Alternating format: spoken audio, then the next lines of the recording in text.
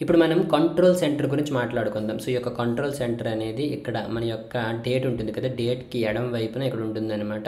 So, ఈ యొక్క control centre యొక్క ఉపయోగం ఏంటి అనుకోనంటే, ఇంతకుముందు మొదట్లో మీకేమని చెప్పాను, ఈ టాప్‌లో ఉన్నదాన్ని ఏమంటాం మనం మెనూ బార్ అంటామని చెప్పాం కదా!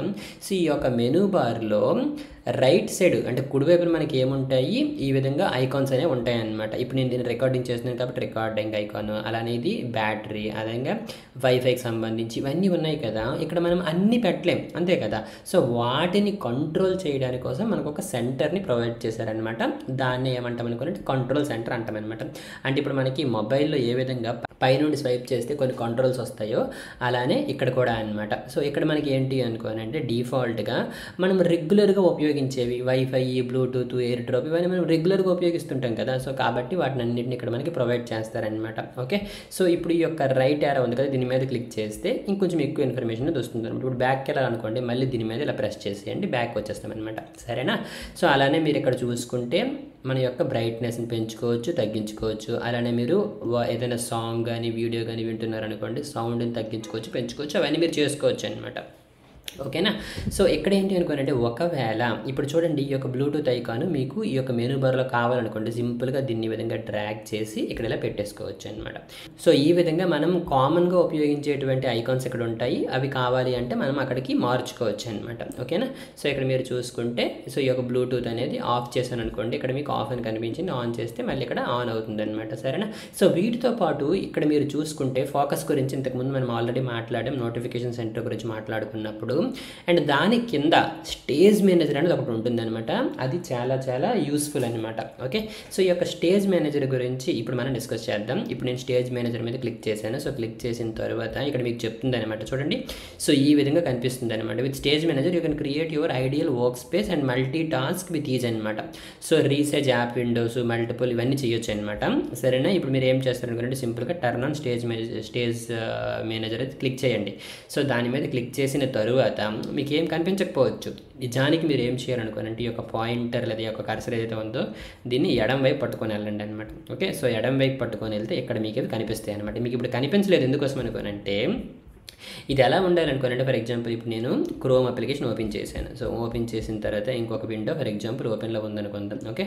సో, 2 విండోలు ఓపెన్ ఉన్నాయి. సో, ఓపెన్ అయిపోయిన తర్వాత ఇప్పుడు జస్ట్ ఏం చేస్తాను అనుకోనంటే నేను నా యొక్క డెస్క్టాప్ మీదకి వచ్చేసాను. చూడండి, డెస్క్టాప్ మీదకి వచ్చిన తర్వాత ఓకే.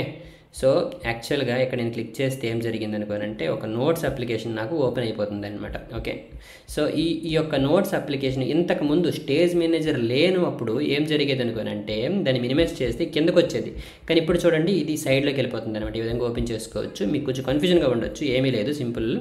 ఇంకేదైనా అప్లికేషన్ ఓపెన్ చేస్తే మీకు అర్థమైపోతుంది అనమాట. ఇప్పుడు చూడండి for example app store open చేశాను. ఓపెన్ చేసిన తర్వాత నేను ఏం చేస్తాను మినిమైజ్ చేశాను. మినిమైజ్ చేసిన తర్వాత చూడండి ఎక్కడికి వెళ్ళిపోయిందో. ఇంతకుముందు మనకి స్టేజ్ మేనేజర్ ఆఫ్లో ఉన్నప్పుడు ఏం జరిగేవి అవి చివరిలోకి వచ్చాయి అనమాట. కానీ ఇప్పుడు ఇక్కడ ఎలా జరుగుతుంది అనమాట. అలా కాదు. ఫర్ ఎగ్జాంపుల్ ఇప్పుడు చూడండి మన యొక్క ఫైండర్ ఓపెన్ చేశాను. సో, ఓపెన్ చేసిన తర్వాత ఫర్ ఎగ్జాంపుల్ ఈ ఫోటో ఓపెన్ చేశాను అనమాట. సో, ఓపెన్ చేసిన తర్వాత ఇక్కడ ఏం జరిగింది మనకి సో, ఈ యొక్క ప్రివ్యూ అనేటువంటి అప్లికేషన్ ఓపెన్ అయ్యింది. అది చూడండి ఇప్పుడు ఇక్కడికి వచ్చింది అనమాట. సో, ఇప్పుడు నాకు ఇవన్నీ కనిపిస్తుంటాయి అనమాట. సో, నాకు ఇష్టం వచ్చింది నేను ఈ విధంగా మార్చుకోవచ్చు. చూడండి. సో, ఈ విధంగా మార్చుకోవచ్చు అనమాట. సో, ఈ విధంగా స్టేజ్ మేనేజర్ యొక్క ఉపయోగం ఏంటి అనుకోనంటే మన దగ్గర ఉన్నటువంటివి మనకు కొంచెం నీట్గా చూపిస్తుంది అనమాట. ఓకేనా? సో, ఉన్నటువంటి ఫైల్స్ ఫోల్డర్స్ బై అప్లికేషన్ ఇది మారుస్తుంది అనమాట. ఓకేనా? సో, ఇక్కడ మీరు చూసుకుంటే ఫైండర్కి సంబంధించినవి, ఇక్కడ ప్రివ్యూకి సంబంధించినవి, ఇక్కడ యాప్ స్టోర్కి సంబంధించినవి అనమాట. అలానే ఇప్పుడు గూగుల్ క్రోమ్ ఓపెన్ చేశాను. సో, ఇప్పుడు నేను దీన్ని కూడా మినిమైజ్ చేస్తున్నాను అనమాట. ఓకే. చూడండి దాన్ని మినిమైజ్ చేస్తే ఇక్కడికి వచ్చింది అనమాట. సో, ఇప్పుడు మనకి ఇందులో ఇంకొక విండో ఉందనుకోండి. ఓకే. సో, ఇప్పుడు నేను దీన్ని కూడా మినిమైజ్ చేశాను అనుకోండి. చూడండి దీన్ని కూడా మినిమైజ్. సో, అవన్నీ ఇక్కడ నాకు వచ్చేస్తాయి అనమాట. చూసారా? ఇప్పుడు నేను మళ్ళీ ఇందులోకి ఇక్కడికి వచ్చేసాను అనమాట. సో, ఈ విధంగా మనకి స్టేజ్ మేనేజర్ అనేది ఉపయోగపడుతుంది అనమాట. ఓకేనా? సో, ఇది మన యొక్క స్టేజ్ మేనేజర్ అనమాట. సో, ఇప్పుడు మీకు ఇది వద్దు అనుకుంటే ఇక్కడికి వెళ్తారు, స్టేజ్ మేనేజర్ మీద క్లిక్ చేస్తే ఆఫ్ అయిపోతుంది అనమాట. ఓకేనా? సరే, ఇప్పుడు నేను చేస్తున్నాను స్టేజ్ మేనేజర్ని ఆఫ్ చేసాను. సో, ఆఫ్ చేసిన తర్వాత ఒకసారి మీరు మినిమైజ్ చేయండి, ఎక్కడికి వచ్చింది అది ఇక్కడికి వచ్చింది అనమాట. చూసారా? ఇప్పుడు చూడండి ఇవన్నీ ఇక్కడికి వచ్చేస్తాయి అనమాట. ఓకేనా? సో, అది స్టేజ్ మేనేజర్ యొక్క ఉపయోగం అనమాట. కొంతమంది స్టేజ్ మేనేజర్ని అయితే యూస్ చేస్తుంటారు. సరేనా? సో, అలా కాకుండా మీరు చాలా సెట్టింగ్స్ కూడా మార్చుకోవచ్చు. ఇప్పుడు చూడండి మీకు ఏం చెప్పాను ఈ యొక్క కంట్రోల్ సెంటర్లో ఇవన్నీ ఉంటాయని చెప్పాను కదా. అండ్ అలానే ఇక్కడ మనం ఈ యొక్క బ్లూటూత్ ఐకాన్ ఇక్కడ మనం యాడ్ చేసాం కదా. ఒకవేళ దీన్ని మనం రిమూవ్ చేయాలనుకోండి మీరు ఏం చేయాలనుకోనంటే సిస్టమ్ సెట్టింగ్స్లో సెట్టింగ్స్లోకి వెళ్ళండి. ఓకేనా. సో సిస్టమ్ సెట్టింగ్స్లోకి వెళ్ళిన తర్వాత ఇక్కడ మీకు కంట్రోల్ సెంటర్ ఉంది కదా. సో ఈ యొక్క కంట్రోల్ సెంటర్లోకి వెళ్తే ఇవన్నీ మీకు ఇలా ఉంటాయి అనమాట. ఇప్పుడు చూడండి, ఇందాక బ్లూటూత్ అనేది నేను ఆన్ చేశాను కదా.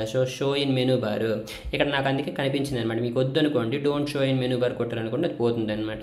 ఓకేనా.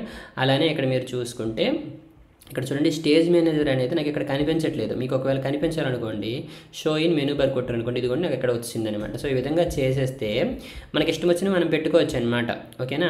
సో ఇక్కడ ఇంకొక విషయం చెప్తాను చూడండి. ఇంతకుముందు మొదట్లో మీకు చెప్పాను కదా, ఇక్కడ మీకు బ్యాటరీ ఉంది కదా, ఈ బ్యాటరీ యొక్క పర్సంటేజ్ మీకు ఇక్కడ మీకు కనిపించట్లేదు. సో కనిపించాలి అంటే ఇది ఎనేబుల్ చేసుకోండి. చూడండి 43% అని మనకు కనిపించింది అనమాట.